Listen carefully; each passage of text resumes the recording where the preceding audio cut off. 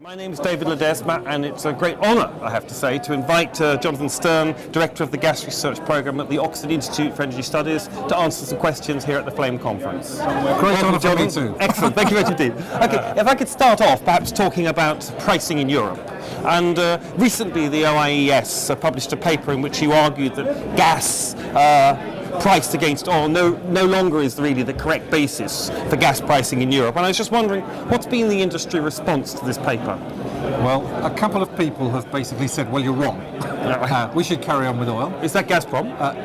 Among others, Among yes. others, okay, yeah. But the vast majority of people have said, you know, you're quite right, but the real question is, how long is it going to take for the transition from oil to fully hub-based prices? And what do you think? How long do you think that is going to be? I think it's going to be around 5 years, but in Northwest Europe it'll be quicker, in Southeast Europe it'll be slower.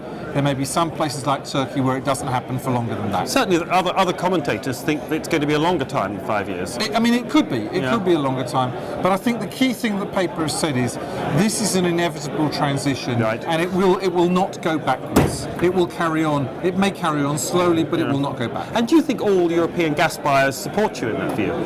I think they all do, frankly. But the difficulty is, what do we do about long-term contracts? Yeah. We don't want to see those disappear.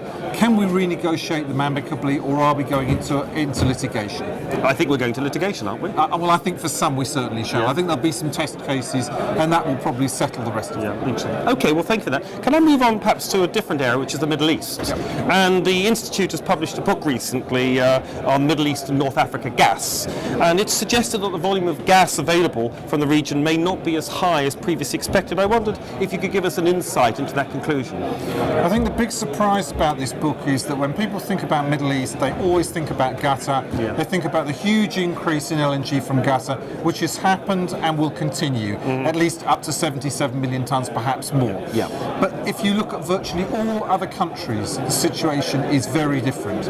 What you're looking at is a situation in which countries are having to hold back exports because of their domestic demand. Yeah. You've got instability, you've got very low domestic prices, and what we're seeing is a lot of countries which we thought had a lot of reserves and could be exporters becoming importers, like, for example, Kuwait, Yes. like UAE, and maybe other countries as well.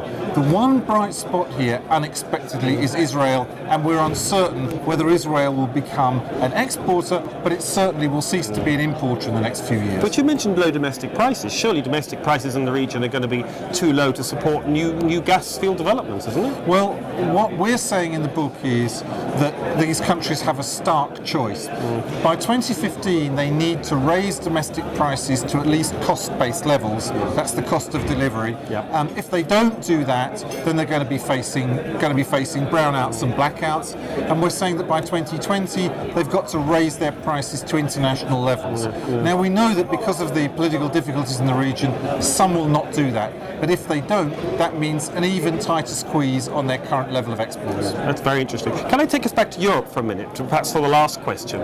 And that is that the Nord Stream pipeline, of course, will start flowing later this year in 2011 and be fully at full capacity next year. And that will link Russian gas to end-user European buyers for the first time. And I just wondered, how is that going to change the dynamics of gas supply to Europe?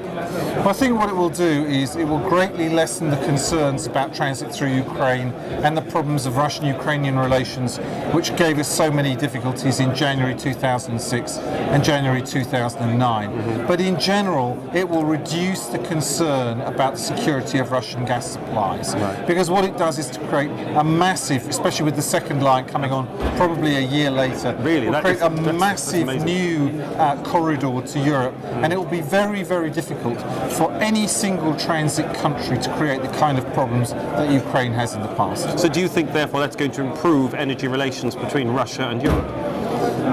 I think it will lessen the fear of the kind of shortfall we saw in 2006 and 2009. But so much of energy relationships are about political relationships, and they, of course, are driven by other issues. Well, Jonathan, thank you very much and enjoy the rest of the conference. Thank you very much. Thank you very much indeed.